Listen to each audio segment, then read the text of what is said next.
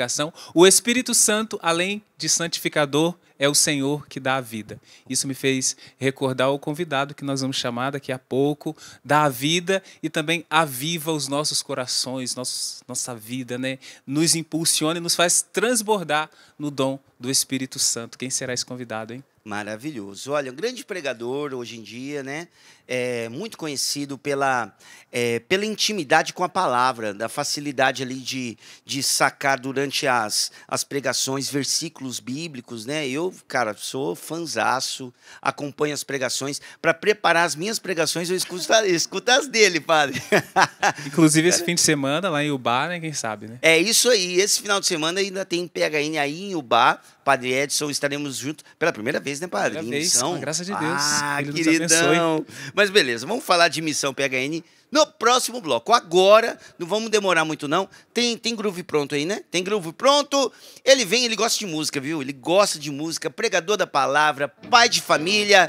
Chega pra cá, um dos maiores pregadores do nosso país, viu?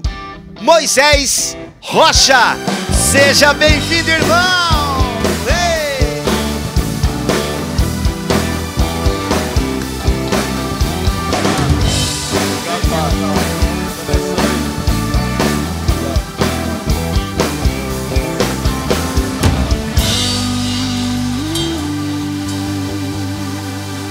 Aleluia!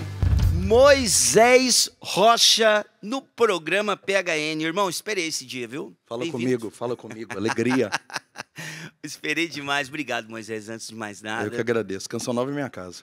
Obrigado por tudo. Eu vou pedir pro pessoal também mostrar, tem uma galera aqui que veio também acompanhar essa entrevista. Então, o pessoal ali no... Estamos aqui no Rincão do Meu Senhor, mostra ali o pessoal todo, dá um tchauzinho aí, gente. Tá meio escuro, mas eu acho que o pessoal vai tentar acertar aí a câmera para mostrar um pouquinho da galera que tá... Aí, olha o pessoal aí, que legal. Uma turma veio aqui ver, né? Aliás, fica aí para vocês aqui da região do Vale do Paraíba. Pode vir, viu? Quando você quiser. Toda terça-feira, 10 horas da noite, nós temos o programa PHN, acontece aqui no Rincão. Quando você quiser, você pode vir participar também, beleza? Moisés, irmão, olha, muita coisa. Eu tenho a sensação de que quem está em casa gostaria de conhecer do Moisés, mas...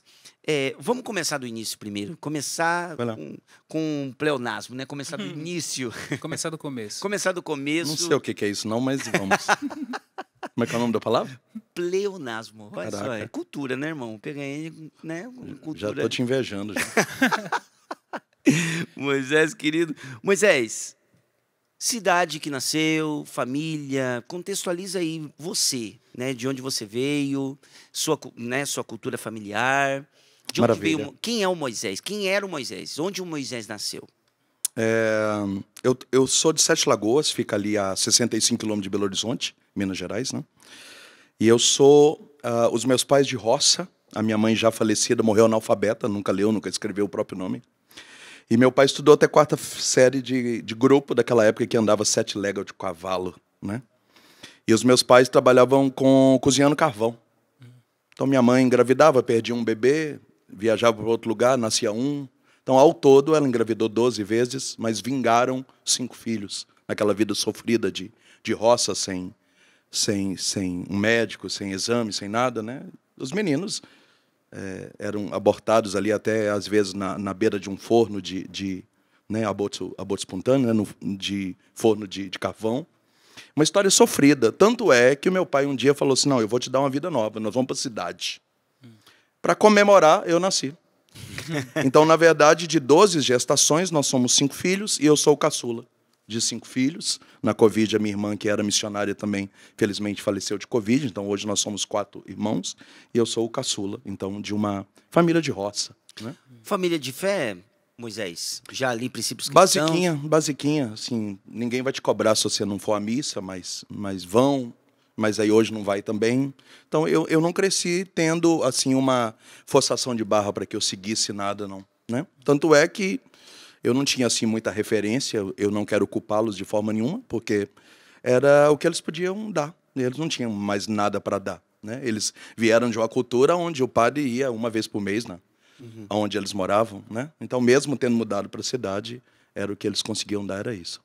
E aí tem aquela fase ali, tá, minha infância, tudo mais, né? Iniciação cristã, batismo, crisma, tudo direitinho. Até 12 anos você fala, pô, eu preciso fumar uma maconha, um trem, né? Vestir uma roupa preta, escutar um Sepultura, Nirvana, Iron Man, mas a sua é bonita. Tem um klezmer para dar uma disfarçada. Com 12 anos eu conheci esse mundo, assim, de... Você tem que ser doidão, né? E na minha época, eu tô com 47 anos, né? Então, na minha época, ser doidão era o quê? Você escutava uns rock bem, né? Bem... Botava roupa preta com um bicho assim sangrando e ia pra noite fazer barulho. E eu andava com pessoas que pichavam, mas eu tentei ser mal, mas na verdade eu não era mal, eu nunca fui um dependente químico, nada. Eu só fazia aquelas loucuras porque eu tinha um vazio existencial. Né? Meus pais, assim, por mais que eram bons, mas era assim, senhor, não, senhor, eu quero morrer, assim, não era uma família carinhosa, amorosa, colo, beijo, abraço, meu pai muito brutão e tal. Então, naquela história ali de 12 até 17 anos, eu tentei, assim, tentei mesmo, andar com gente que não prestava, fazer coisas que pudesse chamar atenção. Eu imaginei, falei, eu vou pichar um muro, fazer alguma coisa, né, mano?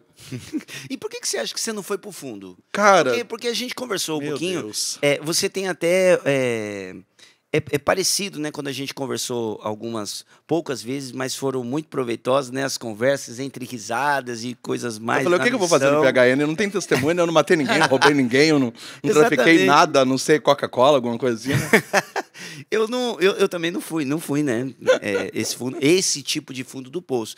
Mas é interessante perguntar assim, Moisés, por que você acha que você não foi? É por causa dessa sensação de você já entender, poxa, eu não sou tão mal, eu não sou tão ruim. O que você acha que segurou a onda do Moisés? Eu acredito que Deus já tinha uma eleição para mim, né? Como diz o profeta Jeremias, que antes que no seio for te formar, o Senhor já me queria.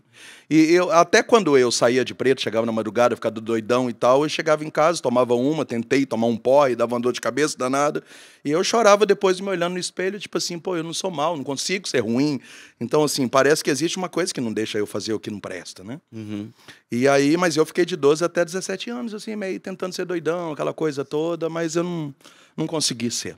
Mas esse de 12 a 17 anos é porque 17 anos tem um marco de um encontro pessoal ou antes aí dos 17 anos tem alguma coisa também? Com 17 anos teve um moço do grupo de oração que me viu todo camisa pichada, bermuda rasgada, um boné que eu mesmo com corretivo enchia de caveira. Aí olhou e falou, esse menino não é tão ruim não, é de família boa, filho do São João, da dona Angelina, eu vou levar esse menino para o grupo de oração. Me convidou. Mas você gostaria de ir no grupo de oração? Toda segunda-feira, grupo de oração com oração carístico, paróquia do Divino Espírito Santo. E aí eu falei, grupo de oração, meninas. Falei, é isso. Eu era cabeludo, amarrei o cabelo, rabo de cavalo, coloquei uma blusa xadrez de botão, camisa de rock por baixo, né? Amarrei outra na cintura, bem próprio da época, né? E fui pro grupo de oração com a ideia de que, assim, deve rolar umas meninas lá na porta da igreja. E quando eu cheguei, tava cheio de menina mesmo, e paz, Jesus te ama e tal. Eu falei, isso aqui é muito da hora. E aí eu caí na besteira de entrar, né? Então você tinha uma intenção, mas parece eu fui na igreja Deus para arrumar uma menina. Eu fui na igreja para arrumar uma menina. Certo. Mas eu entrei. Aí no que eu entrei, a pessoa mandou eu fechar o olho, eu falei, não vou fechar o olho, e aí eu não consegui ficar de olho aberto. E aí, de repente, uma voz disse assim, se seu pai não te ama do jeito que você queria, eu amo você. Eu olhei, não tinha ninguém, eu falei, nossa, eu estou muito doido, véio. Não tem ninguém. Aí a voz veio no outro ouvido e falou, se a sua mãe não era do jeito que você queria, eu amo você. Aí eu olhei, tinha uma doninha, falei, essa voz não é da doninha. E aí eu já disparei a chorar, e ali eu não lembro como eu cheguei em casa.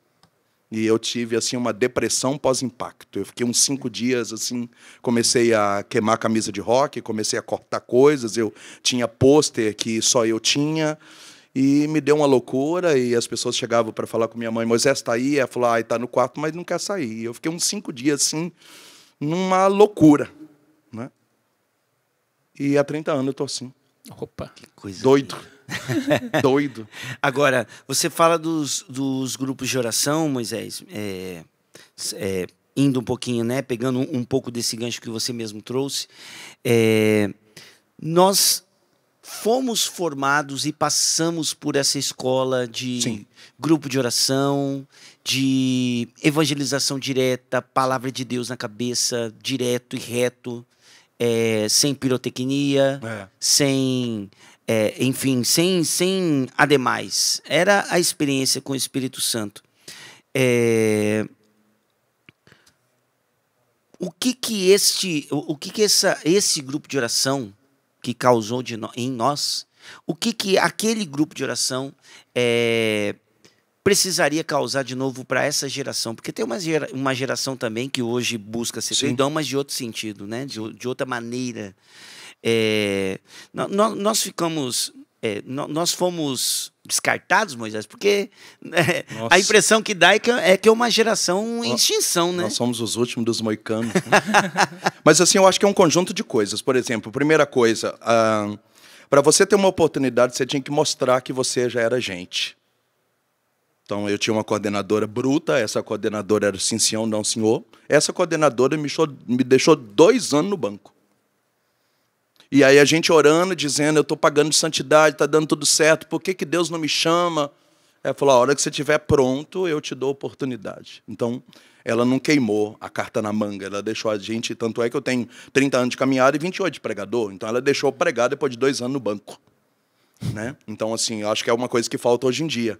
O padre está ali, ele vê uma senhorinha que todo domingo tenta no mesmo banco, daqui 2 meses ele já chama ela para ser ministra da Eucaristia, porque ela é assídua, ela é fiel, ela está ali no primeiro banco. Nós não, era 2 anos, filho, 2 anos. Se faltasse uma missa, acabou. Então, era isso. A segunda coisa, eu lembro até hoje, aí eu dou esse crédito à Canção Nova, ela colocava lá no fundo do grupo de oração uma espécie de uma livraria com locação, porque tinha as fitas cassete, que as DVD desse tamanho assim, do Monsenhor Jonas, que rebobinava na caneta, né? Sim. E aqueles livros da época do Padre Alírio Pedrino, de evangelizar os batizados, né? Querigma, Seminário de Vida 1, 2, 3, 4, Perseverança, aquelas coisas quase preto e branco.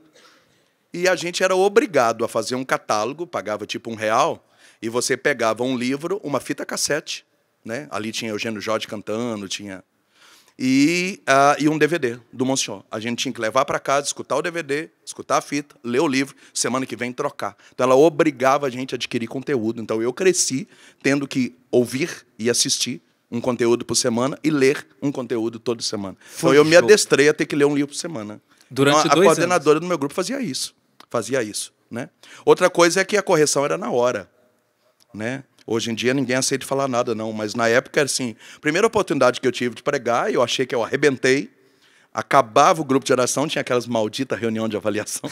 A gente já era chamado na sacristia, a pessoa falou, o que você fez? Eu falei, o que eu fiz? O quê? Mas você não falou nada com nada, o tema não era aquele, você brincou demais, você ultrapassou. Por causa disso, é mais 2 meses sem pregar, você precisa apurar isso aí.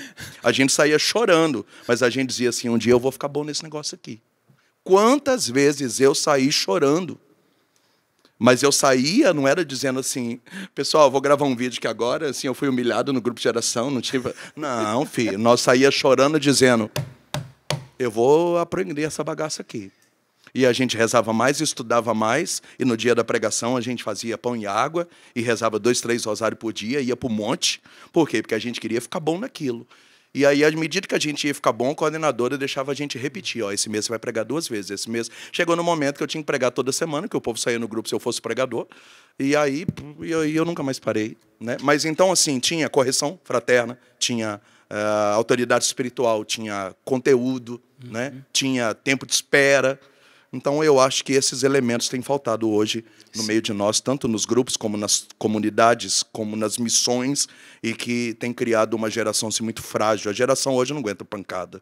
Não aguenta pancada. Eu aguentei anos e anos o padre fazendo homilia na missa domingo e chamando o nosso grupo de seita e dizendo que eu era o chefe da seita. E eu chorava. Na segunda-feira eu marcava confissão com ele, pedia perdão e dizia que eu amava ele, e para ele atender minha confissão porque eu fiquei com ódio. E ele pisava na gente, e a gente ali, ó, porque a gente era de verdade, não é? E esse padre depois se apaixonou pelo grupo, fez meu casamento depois, enfim. Então, assim, toda uma história que é um pedigree que a nossa geração de hoje não tem. Forjou grandes pregadores. Verdade, né? ou não? É verdade. Você confirma ou desconfirma? Confirmo, irmão. Confirmo, está confirmado. Moisés, Só a última pra gente sair pro intervalo, tem mais coisa pra gente falar aqui. Intervalo? Já passou uma boa parte aí do primeiro bloco, mas calma, viu? Tem o segundo bloco, tem o terceiro bloco. Moisés, só uma questão que ficou que eu particularmente, não sei quem está em casa, que ficou na dúvida. Você foi convidado para um grupo de oração com 17 anos, né? E aí você disse que você ficou 2 anos esquentando o banco. Isso aí. Né? Desde o momento que você teve a sua experiência com Deus, você sentiu o chamado para a pregação? Quando que você sentiu o chamado? Eu acredito que desde o início, porque eu sempre fui muito falante, cara. Eu sou aquele cara que apresentava os programas, os negócios na escola, representava a turma, tinha missa lá, era eu que fazia as leituras. Só que, assim, outra característica, eu começo na intercessão. Você toca não, você canta não, pregar ainda não, então intercessão. Escadinha. Então, assim, nesse processo de 2 anos, a gente tinha que estudar, tinha que perseverar, tinha que carregar caixa, né? Tinha que engolir um bocado de coisa até o grupo discernir que estava na hora de você pregar. Então, eu acredito que eu sempre senti o chamado, mas foi 2 anos depois que confirmou na boca da Assembleia, depois na palavra e na prática, no sinal visível. E aí, mandei ver e nunca mais parei. Maravilha. Minha gente, estou aqui com Moisés Rocha, grande evangelizador. Posso dizer que já nascendo aí uma grande amizade, me identifico demais. E termino esse blog dizendo uma frase aqui do diácono Nelsinho Corrêa: tudo que nasce grande é monstro. Começa pequeno, devagar. Tudo que nasce grande é monstro. Tá bom? Não sai daí, daqui a pouquinho nós estamos de volta. Esse PHN vai ser fera, hein? Moisés, falando em Moisés Rocha aqui, a Marivânia está participando com a gente, tá? Pelo nosso Instagram, dizendo aqui, antenada daqui de Brusque, Santa Catarina, esperando um milagre. Qual o milagre que ela está esperando? Da presença deste profeta na minha cidade. Está aí esperando, a Marivânia esperando aí a presença do Moisés. Moisés, por mais que ande, né, Moisés? Por mais que saia para evangelizar, sempre tem, né, o pessoal pedindo. O ano não está cabendo. Do mesmo jeito que a cidade de 35 mil não vai caber 500 mil, o ano não está cabendo os pedidos. Exatamente, mais, né? Exatamente, está assim. A Adriana também participando com a gente aqui. Eu ainda rezo para que os grupos de orações, Moisés, ela acompanhou ali que a gente estava dizendo no bloco passado, ser novamente aqueles da nossa geração. Fiz parte do núcleo do meu grupo de oração. Saudade daquele tempo de núcleo de grupo de oração, né? Muitas formações mesmo para estar à frente evangelizando. Como seria bom voltar a essa obediência ao Espírito Santo. Meus amigos, faz falta, né? Dá para voltar, vamos retornar, né, gente? Dá para voltar. Aqui porque a gente acredita nisso. É isso aí, dá para voltar sim. O Márcio, falando aqui, Sara e Tobias 2025 terá a presença do Moisés? Pergunta, né? Tá perguntando. Fui no primeiro e fui muito impactado. Olha, eu preciso dizer também, viu, Moisés, a pregação tanto para as mulheres quanto para os homens, uma paulada. Aliás, os nossos conteúdos, tá, de acampamentos, pregações, você pode acompanhar tudo pelo CN Plus. É um aplicativo aqui da comunidade Canção Nova, do sistema de comunicação da Canção Nova. Você baixa gratuitamente no seu celular e você tem dividido ali, por acampamentos, tem as capinhas ali, tá bem fácil, bem intuitivo, bacana demais. E agora você também pode instalar na sua Smart TV, tá bom? Então, todo o nosso conteúdo lá e você vai achar o acampamento Sara e Tobias 2024, que o nosso irmão está falando, e sobre 2025, enfim, eu sei que o departamento de eventos está se movimentando, mas eu faço a pergunta aqui, Moisés já entrou em contato, ainda não? Tem uma meia dúzia de acampamento marcado ainda. Meia dúzia só. Uma meia dúzia. Eu acho que eu vou morar na Canção Nova. Olha, eu acho... Canção Nova é bom, né? Eu acho que o Moisés vai estar, viu? Então, mas enfim, tá aqui. Só para encerrar aqui, mais uma. A Rose Domingues, estou aqui prestigiando vocês. Moisés é muito bom. E toda a galera PHN. Eu tenho a outra aqui, a Dai Alves. Ela disse, eu também, né, não estou falando para engrandecer, eu sei da simplicidade, né, do Moisés, mas é verdade, é um fato, né, um dia que a gente está em cima, pode estar lá embaixo, mas hoje eu concordo, Dai, isso aqui é uma verdade, um dos melhores pregadores que eu já vi, Moisés Rocha, isso mesmo, hoje em dia, como leigo, de fato, muito conteúdo, né, e um cara extremamente, né, fantástico, enfim. Beleza. Ajuizado. É isso aí, ó, irmão, vamos lá então, vamos falar um pouquinho, porque em 2002 começou esse processo de fundação da comunidade Filhos de João Batista, tá? Claro, a caminhada do Moisés continuou, cresceu, avançou, Moisés amadureceu, e é interessante a gente ver que mesmo depois daquela primeira conversão, Deus vai convertendo o nosso coração, ora convertendo o nosso coração para a vontade dele, ora tirando nós do nosso egoísmo e nos convertendo também nesse sentido de sair dos nossos sonhos e entrando no sonho de Deus, né? Eu imagino que você tenha vivido um pouquinho esse processo, mas como é que foi para você essa inspiração, como surgiu e por que Filhos de João Batista? Tá. Imagina comigo um jovem recém-convertido, até então pregando bem já, pregando para tudo quanto é lugar, cabeludo. Então a juventude pirava. Eu comecei a fazer trabalho na cadeia, trabalho na FEBEM, que era aqui para vocês, Fundação Casa. Comecei a visitar os presídios, dar palestra nas escolas, enchendo os ginásios de jovem. Então essa realidade de jovens usuários de droga, embora essa não era o meu campo, estava perto de mim, né? E os rapazes começaram a pedir ajuda, eu não sabia o que fazer. Então me apresentei diante do bispo. Falei, eu sou um jovem, eu tenho um pedigree, tenho uma história, tenho paróquia, o padre me acompanha, e eu estou sentindo esse desejo. E ele usou aquele texto de Jesus dizendo, não vai dispensar eles para procurar comida, não, dai vós mesmos de comer. Por que você não acha solução para eles? Falei, mas eu vou achar a solução como? O que eu posso fazer é mandar eles para uma casa de recuperação. Um belo dia eu tomo banho, coloco uma roupa legal, vou para a missa. No meio da missa um bêbado cai na minha frente e bate cabeça e fica ensanguentado. E aí eu falei, acho que a minha missa hoje é outra, né? E aí eu fiquei disposto a perder a missa e fiz um curativo nele, dei a minha camisa para ele, fiquei sem camisa. E fiz todo um aparato e eu falei, onde é que você mora? Então vamos para o ponto do ônibus, eu vou pagar o ônibus para você. E beleza. Eis que estamos nós dois no ponto de ônibus. E ele falou, por que você não me dá o que você tem? Eu falei, cara, você já ferrou com a minha vida. Eu já perdi a missa de domingo. Eu estou sem camisa, eu sou gordo. Você está com a minha camisa. Você me sujou de sangue. Eu vou pagar o ônibus. O que mais você quer de mim? Ele falou, aquela fazenda de recuperação para mudar a minha vida. E ele entrou no ônibus, eu nunca mais vi na minha vida. E eu sentei naquele meio-fio e chorei por umas 2 horas. E hoje a fazenda já passou 3 mil dependentes que por lá. Sim. Aquele bêbado, para mim, era um anjo, porque não tem lógica, eu nunca vi esse cara na minha vida, na minha cidade. Nesses anos todos que eu moro lá, eu nunca saí de lá. E aí eu comecei assim, eu peguei a fala do bispo com a fala do bêbado, olhei um chácara para alugar final de semana, olhei lá, R$800 por mês, há 22 anos atrás. Eu fiz as contas, né? Falei, eu pego meia dúzia de drogado, eu cobro R$100 de cada um, mais cesta básica, dou palestra para cobrir o resto, e vamos na fé e vai dar certo.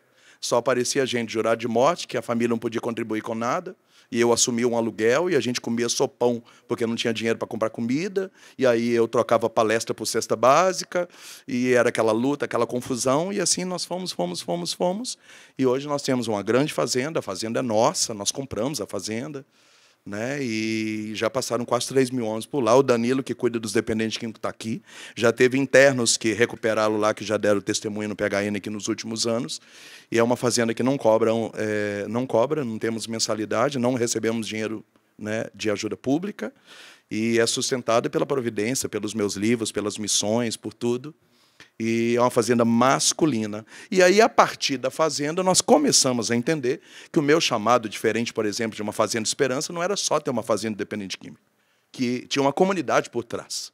Então, começaram a vir as pessoas, começamos a fazer processo formativo, o bispo foi nos acolhendo, e aí nós tínhamos que colocar um nome. E ficou, comunidade de resgate, porque a gente resgatava todo mundo, comunidade de resgate.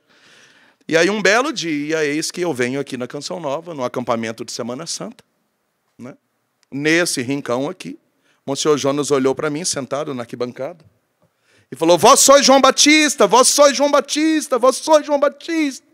E aí eu, João Batista, João Batista. Falei, acho que eu nem sabia que tinha esse santo, né? Poderia pegar um mais agradável, né? Uma coisa mais... Falei, mas João Batista.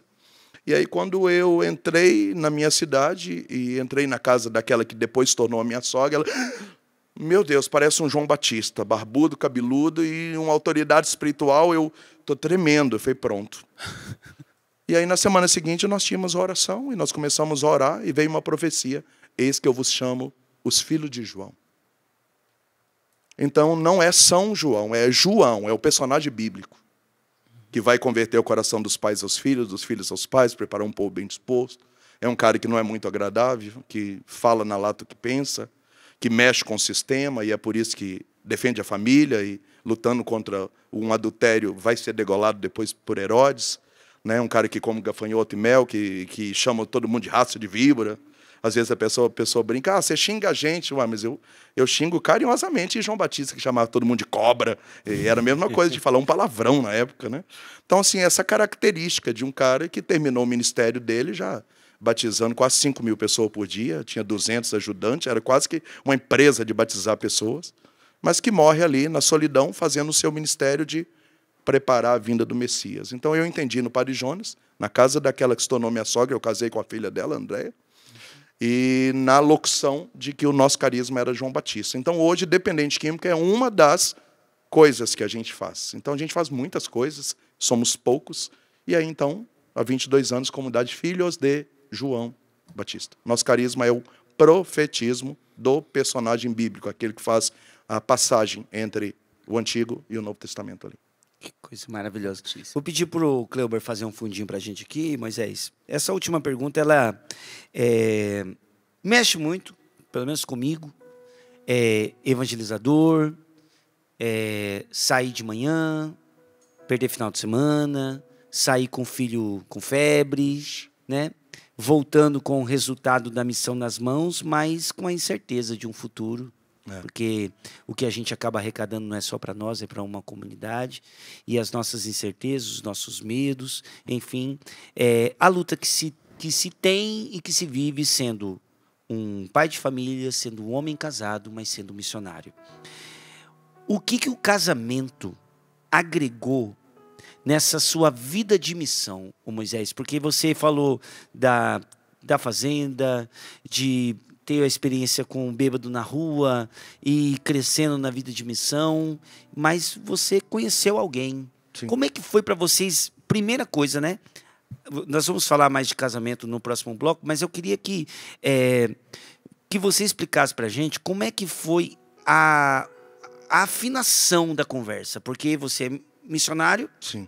A sua esposa te conheceu, né? Sua namorada te conheceu já como missionário.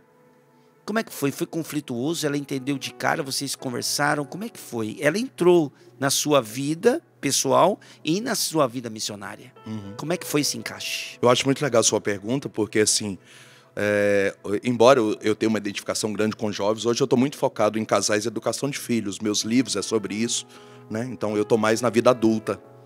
E eu recebo uma média de 100 pedidos de ajuda por dia sobre casamento, né? E muitos casamentos de gente de Deus se acabando por causa dessa não afinidade missionária, não é? Eu sou tecladista, comecei a namorar, conheci no grupo de oração, vivi uma castidade. Um belo dia ela começa a dizer, porque você está saindo demais, porque toda noite, porque não é isso que eu pensei, porque não sei o quê, papapá, de repente, o casamento acabou. Mas era de Deus, casado santamente, onde que é raro. Então eu achei muito interessante que quando a Andréia chegou na minha vida, eu preparei ela para o pior. Falei, eu já tive outros namoros, os namoros acabaram porque as mulheres queriam me disputar com Deus. Então eu vou deixar muito claro para você, em primeiro lugar na minha vida não é você, segundo também não, terceiro também não. Você vai pegar o que sobrar, o que restar, vai me pegar sem voz, inchado, com olheira, barbudo. Aí quando o inchaço passa, a olheira melhora, eu faço barba, eu tô bonito, aí eu saio de novo. Então é isso que você quer? A gente vai viver a providência, a gente vai comer o que tiver, a gente não tem certeza de futuro. Então assim, você está disposta a isso? Ela falou, eu estou disposto a isso. Então nós fomos conversar com o padre, e o padre falou, vocês estão indo fazer duas coisas que não tem volta. Fundar a comunidade não tem volta, porque daqui 20 anos todo mundo abandonar vocês são a obra, porque você é a mulher do fundador. E a segunda coisa que não tem voto é casamento. Então, assim, vocês estão fazendo 2 votos para sempre, tocar uma missão e uma família. É isso que vocês querem? A gente chorou muito. E a gente falou, é isso que a gente quer. A gente saiu dali com um casamento marcado. Então, nós temos 21 anos de casado, um casamento, assim, mega perfeito. Assim, uma afinidade, uma paixão, uma coisa avassaladora. Isso tudo virou livro, a gente ajuda muita gente, nosso testemunho de vida, a gente é meloso, apaixonado, é uma coisa, assim, é delícia. A gente tem 2 filhas de 18 anos, desse amor todo, as meninas muito santinhas, muito bacana, né? Mas tudo isso foi muito alinhado e alinhado com lágrima, né? No primeiro ano de comunidade, por exemplo, nós éramos casados, nós morávamos num quartinho de uma casa que tinha dependente químico, capela, uma geladeira comunitária, intercessão, lojinha. Então a gente entrava pro quarto e fazia, Moisés, telefone para você. Se estava pelado, tive que vestir a roupa, acabou e tal. A gente não tinha liberdade, não tinha privacidade, não tinha nada, né? Então, aí eu comprava o iogurte, punha na geladeira, um irmão passava e tomava, a geladeira era de todo mundo. Então, assim, a gente chorou muito os 2 anos, dizendo assim, imagina, vai prosperar, Deus vai nos honrar, né? Então, para a gente chegar hoje com 21 anos de casado, nessa maturidade tão gostosa, né? Nós tivemos que fazer aquele trabalho lá do grupo de oração, do plantado, da alinhar as conversas, choramos muito, conversamos muito, né? E as meninas nasceram nesse enredo, entenderam esse enredo. Então, eu vejo que hoje falta muito essa afinação, esse alinhamento, esse diálogo, né? Aonde que você está entrando, porque é uma escolha. Depois você não vai reclamar onde é que você está entrando, né? Então, está faltando um diálogo muito sincero. E aí, hoje, a base da minha missão é ela, porque se a mulher falar não vai ficar mais comigo, destruiu tudo que eu fiz, né? Uhum. Então, assim, show. Sua pergunta é muito forte. Tá emocionado aí, né, negão? Porque nós estávamos juntos na sua missão. Mexe com a gente, missão e os seus gente, meninos doentes, né, cara? A gente sabe. E eu sei com o olho cheio d'água. Cara, e aí, assim, porque você tem o diabo jogando na sua cara que você tá fora. É isso aí. Você tem Deus cobrando que ele quer o primeiro lugar, tipo o sacrifício do Isaac. Você tem a culpa humana dizendo, parece que eu tô sendo negligente. E a mulher da gente não cobra. Uhum. Não fala que a gente tá errado. Uhum. Mas a gente fica no, né? E tudo isso vira música, vira pregação, vira livro, vira salvação, mas não, tem que ser macho demais para lidar com um negócio desse. Isso aí. Nós vamos falar mais sobre família, temos o próximo bloco ainda. Mexe com a gente. Olha, gente, isso aqui, sabe o que é? Isso aqui é vida. Isso é existência humana, tá certo?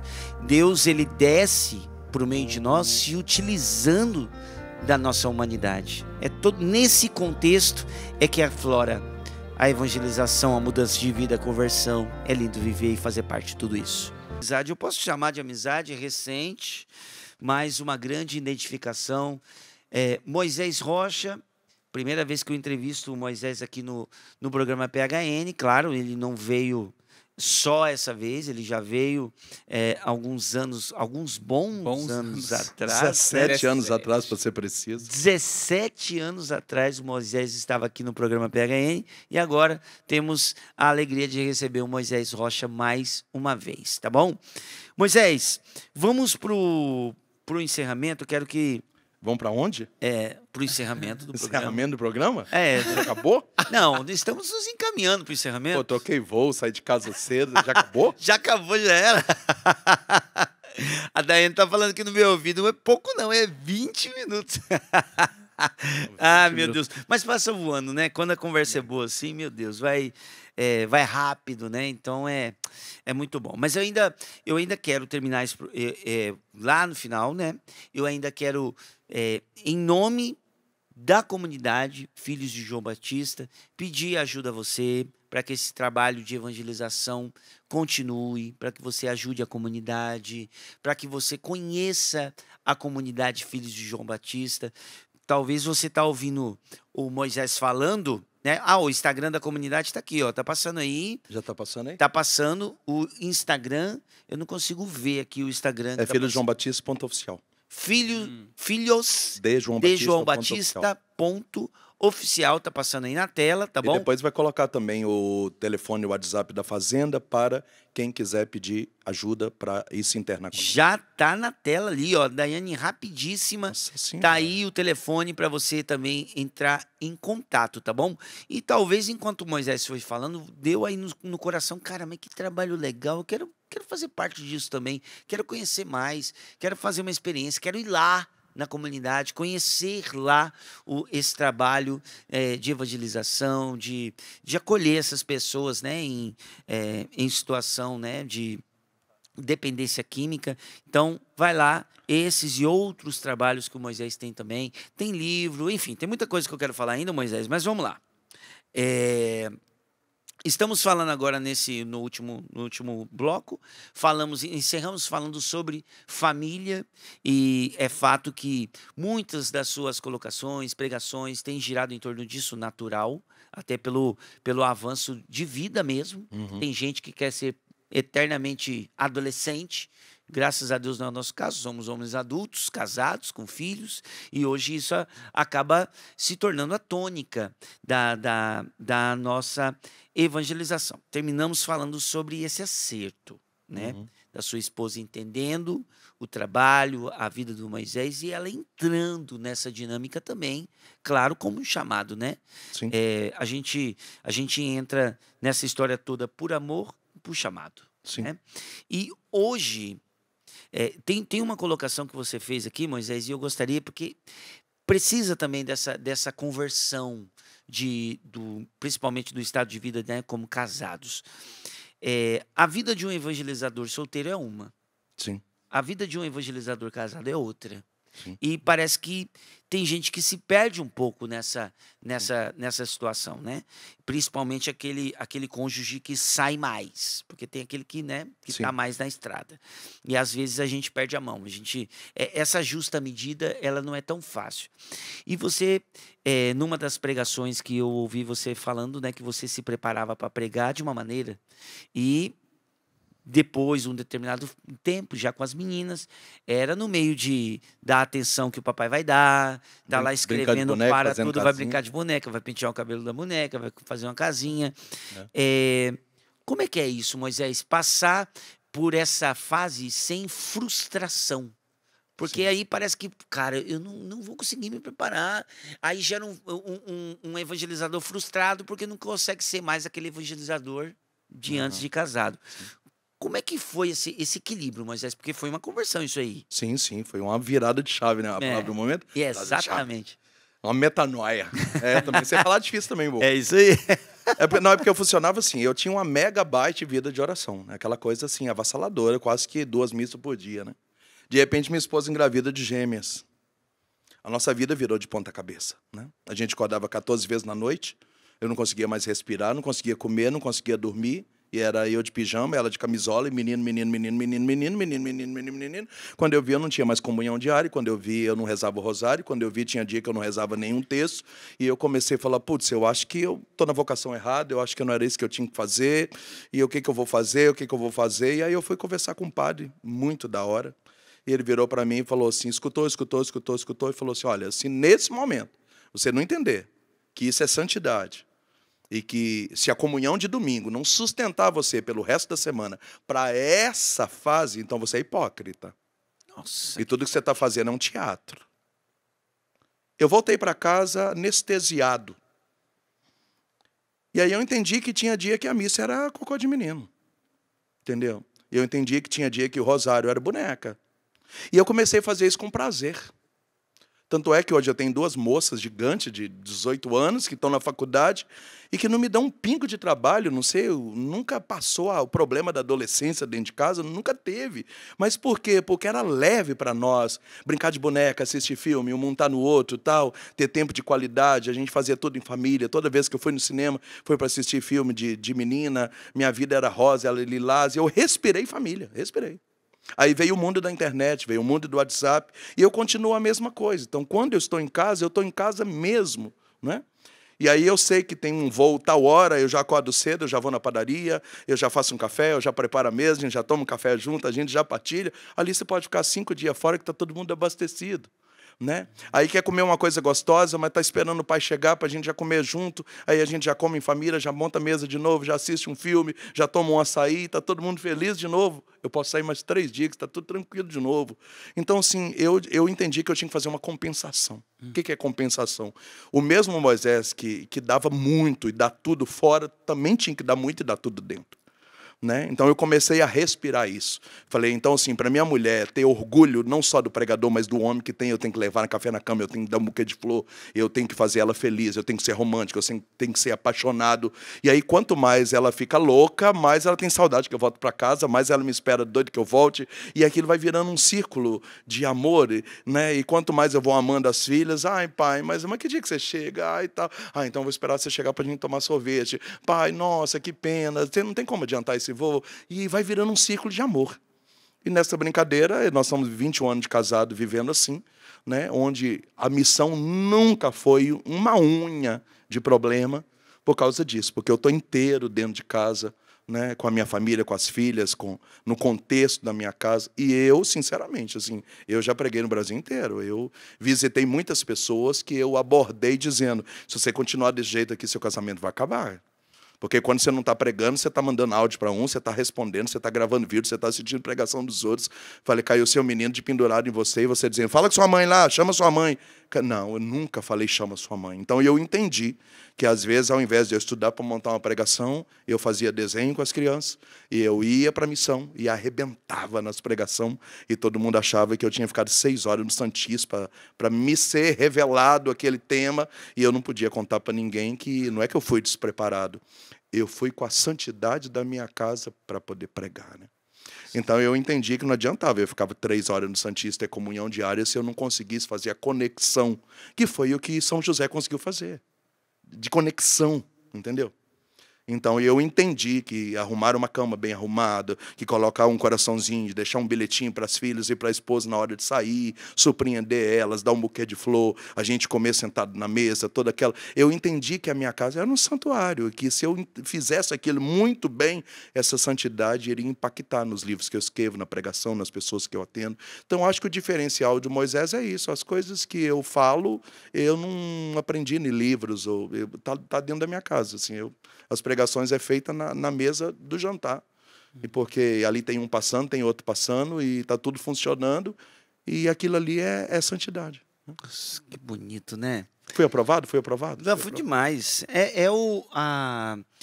Aqui na Canção Nova, né, A Padre Edson? espiritualidade da Canção Nova. Né? Exatamente, é a oficina da vida. Ao ritmo da vida. Ao ritmo da vida. Muito, muito parecido com o que a gente foi instigado a viver aqui na Canção Nova. É ao ritmo da vida, exatamente, né? A vida acontecendo, o evangelho vivo e vivido, e a gente levando a experiência, né? Também. Trabalho santificado, justamente. Eu tenho me preocupado hoje com essa geração. Nós temos uma geração rezando muito, mas desconectada. Né? Você reza muito, mas você não beija, você não abraça, você não tem uma relação sexual, você não sai para jantar, você não arruma uma mesa. Né?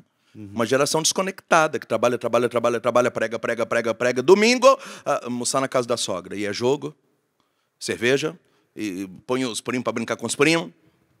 Aí amanhã é segunda-feira, os seus filhos já passou 7 dias sem ter a sua presença. E a gente trabalha segunda, terça, quarta, quinta, sexta, sábado, vão comer na casa da outra mãe.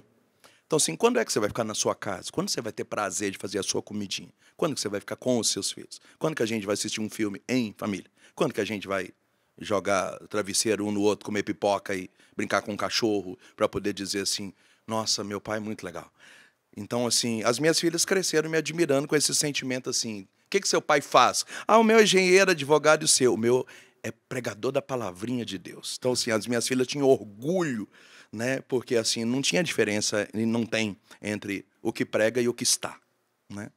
E só que isso para mim foi leve, foi natural. Então a gente nunca precisou dizer para as filhas o que pode, o que não pode, porque era natural a gente viver dentro e fora aquela vida leve da santidade do evangelho natural, né? Ô Moisés, você esteve aqui no PHN há 17 anos atrás. Você consegue dizer para nós a diferença daquele Moisés para esse Moisés que se apresenta aqui agora, 2024? 17 anos depois. Nossa Senhora, eu tô maduro em tudo, né? Maduro em tudo. Assim, eu vou citar um exemplo, por exemplo, né? Quando a comunidade começou nessa ideia de que o nosso carisma é João Batista, o que se subentende? Que João Batista é o cara que profeta, que denuncia, senta o pau em tudo. Então eu achei que eu ia me tornar o maior pregador do mundo, quebrando tudo onde é que eu passava.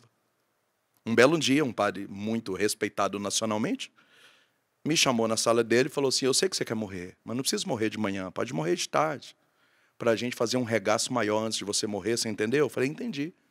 Ele falou, então tenha mais juízo. Aí eu entendi que eu precisava ter pregações com mais linha de raciocínio, mais inteligente, para falar com a criança, para falar com quem não gostava de igreja, para falar com quem estava velho na igreja. Então, assim, eu precisava me readequar. Aí eu entendi que profetismo tem 3 facetas. Tem o denunciar, mas também tem o consolar e o edificar. Então, quando você está consolando o povo, você também é um profeta. Quando você está edificando, você também é um profeta. Não é só denunciar. Aí eu fui entender o processo da maturidade. Então, é um pequeno exemplo para entender como é que é a cabeça do ser humano muda. Então, hoje, por exemplo, você pode não gostar do meu jeito, mas você não tem como contestar a minha pregação. Porque ela é madura de um jeito que eu coloco você numa linha de raciocínio que não tem como você sair daquilo ali. Você concordando ou não, você está dentro de um esquema. Então, assim, depois dessa fala do padre que eu entendi. Né? Então, hoje eu não tenho perseguição, não tenho, no sentido de não tem porta fechada para mim em nenhum lugar, não tem nenhum lugar que eu estou proibido, não tem ninguém que não queira que eu... Por quê? Porque a minha pregação, ela fala com a criança, ela fala com a criança especial. Tem recebido muitos testemunhos de criança especial, que assim, que é louca pelas pregações. Ela fala com o idoso, ela fala com a pessoa semi-analfabeta. Fala, eu entendo tudo que você fala, é fácil, parece que é fácil. Ela fala com o intelectual, ela fala com o igrejeiro. Então, hoje eu milito no avivamento, eu milito no tradicional, eu vou no SCC, eu vou no EJC, eu vou no avivamento, no quase pentecostal. Eu falo com quem não pode falar de demônio, na diocese que não pode proclamar cura.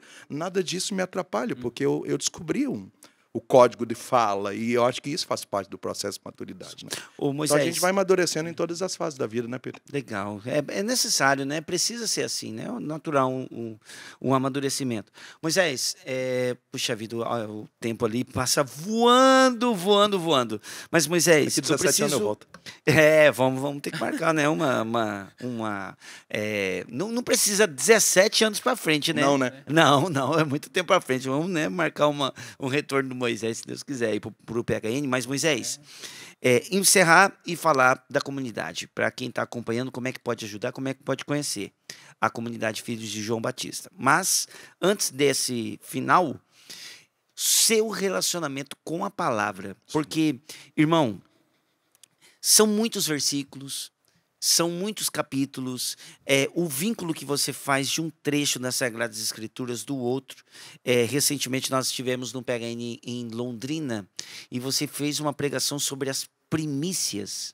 Coisa mais linda, padre. Olha, indico. Ficou tão bom que você compôs uma música na hora, hein? Exatamente. Você me esnobou, hein? Eu meti uma pregação nova e você é uma música nova e casou. Pronto, a gente juntou lá.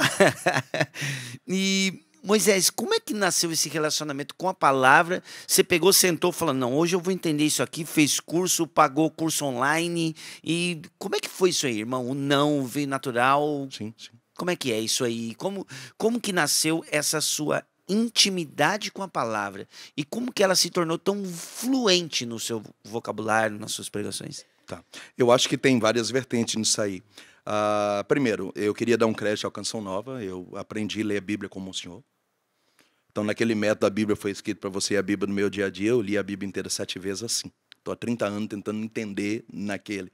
Então, assim, quem apaixonou pela Bíblia no Brasil foi através do pai, do carisma de vocês e do nosso pai também, né, o Monsenhor. Segunda coisa, eu vejo que é um dom muito natural, no sentido de que, assim, você lê um texto 15 vezes, eu bato o olho ali, eu vejo uma coisa que você não viu.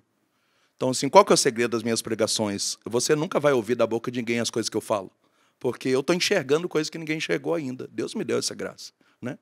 Mas que faz parte do carisma de João Batista, que foi para o deserto, ficou 27 anos no deserto, aprendendo na escola direta do pai, né? E aí, quando no Benedictus, no canto de Zacarias, fala das características de quem é João Batista, lá tem muitas características que têm a ver com o conhecimento da lei, da palavra. Quem que ensinou isso para ele? O deserto. Então, o deserto, a lágrima, a dor, o menino com febre, a perseguição, a noite mal dormida. Então, aí nasceram as principais pregações que eu já fiz na minha vida, como o sonho de José, o sacrifício de Abraão. Então, essas pregações nasceram na dor, na lágrima, no deserto. Então, é um detalhe. Uma terceira coisa, que uma vez eu estava rezando e Deus me deu o profeta Ezequiel, capítulo 3, dizendo que ele tinha que comer o rolo, né, no contexto de Babilônia, para que ele, comendo o rolo, pudesse vomitar a palavra para aquele povo entender aonde que eles erraram, né? Então, eu entendi que eu precisava comer o rolo, e eu fiz esse pacto, esse juramento com Deus, que eu queria entender da palavra, né? Hoje, muitos irmãos evangélicos me seguem, escutam minhas pregações, seguem no Instagram. Às vezes chega no evento a van inteira, o pastor já foi dizer, cara, na hora da missa de vocês aí eu saio, mas eu vim para escutar a palavra, porque eu nunca vi um católico que entende da palavra assim, né? Não sou biblista, não fiz grandes cursos, nada. Mas eu sou curioso, eu abro 3, 4 Bíblias em cima da mesa, vou no rodapé, vou no mapa, procuro no grego, no hebraico, somo uma coisa, linko com outra, falo, então era isso que Jesus dizia. E por que Jesus falou isso e tal? Porque do saduceu eu vou lá, procuro onde é que nasceu o saduceu, e eu vou juntando tudo com tudo e sai umas coisas malucas que nem eu sei de onde que eu tiro, né?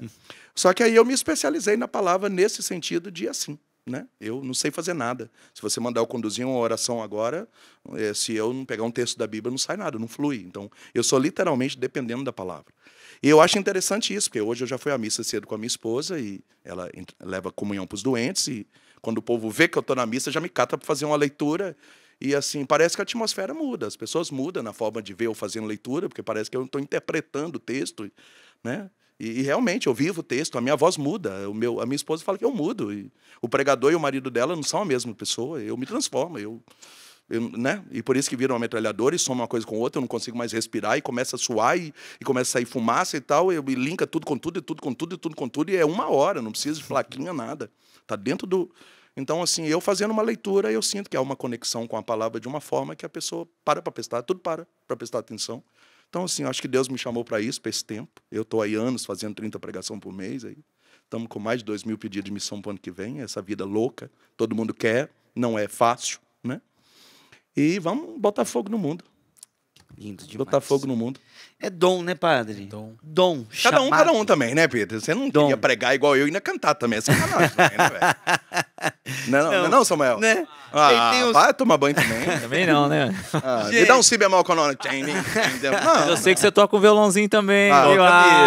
Entende mesmo. Moisés, chegando no final, cara, olha, é uma satisfação, um prazer enorme ter você, um privilégio para nós quanto PHN. Jovem, adulto, enfim, a pessoa de uma maneira geral que busca a santidade, não cresce nessa intimidade com a palavra de Deus, não transforma aquilo que experimenta na vida espiritual na sua vida concreta, está criando um estereótipo que de verdade não é santidade, né? Então é sempre bom ouvir quem está ali lutando, e esse é um grande e claro testemunho aqui para se trazer no PHN. Desculpa te cortar, Sim. Só porque no tempo onde há muito marketing, acaba havendo muito marketing e pouca consistência, né? Uhum. Então hoje é fácil você fabricar um nome na propaganda, mas não tem a consistência da história, né? E nós somos de uma época que não tem internet. Uhum. Não tem mesmo. Uhum. Eu sou do orelhão de ficha. Então, você pegava um busão, viajava 14 horas e ia na praça, na ficha, para dizer que chegou bem. Porque até então ninguém sabia se você está vivo ou se morreu, né? Uhum. Então, eu vejo muito... nada contra. Eu tenho equipe de marketing lá para cuidar dos meus cursos, minhas coisas. Sim. Mas eu vejo, assim, muito marketing e pouca consistência, né? Uhum. Desculpa, era só. É isso mesmo. Fica aí um grande alerta para todos nós, né? Até nós. Peter, eu acho importante falar, desculpa aqui, o Moisés falou do curso, né? Ele tem uma metodologia bíblica também, ele não falou aqui, mas ele tem não sei se ainda está disponível, mas tem um curso de bíblica, né, Moisés? Eu lancei um curso meio que ensinando a Bíblia inteira lá, do meu jeito, da minha forma de entender, um curso prático assim, para você entender meio que a Bíblia inteira assim, num pá. Então vamos lá, Moisés, para falar desse curso, para conhecer a comunidade, como é que entra em contato? Tá, nós tivemos um problema no nosso site por causa de um e-commerce, de uma fraude que teve lá. Então, nesse momento, nosso site está fora do ar. O Instagram que foi colocado, @filhojoãobatista.oficial. Você conhece a comunidade inteira lá. O telefone que foi colocado também é o telefone de vaga na fazenda ou qualquer outra coisa ligada lá à fazenda, tá? Agora, o meu curso ele é lançado no Instagram pessoal, que eu criei há 4 meses, já está com 335 mil pessoas em 4 meses, moisesrocha.oficial, né? É um Instagram do curso da Bíblia mesmo. Então, assim, lá só tem corte de Bíblia e corte de pregação, e para fazer você querer estudar mais, querer entender mais e gostar de mais e consumir mais, com essa ideia de que, assim, deixa eu ensinar a Bíblia para você de um jeito que é simples e eu acho que eu consigo te ajudar. Então, meu Instagram pessoal, moisesrocha.oficial, da comunidade no geral, filhojoãobatista.oficial, e o telefone para vaga na fazendo. Dá para mostrar o Danilo que cuida dos dependentes químicos para nós? Mostra aí, Danilo. Danilo é missionário, casado, tem 2 filhos. Dá um ele tchau que hoje ali é o pai dos dependentes químicos na fazenda. Aí, o Danilo. Está aqui obrigado. conosco. Obrigado, Danilo, por ter vindo também, viu? Deus abençoe, meu irmão. Veio aqui especialmente também, claro, para estar junto aqui do Moisés. Brigadão, irmão.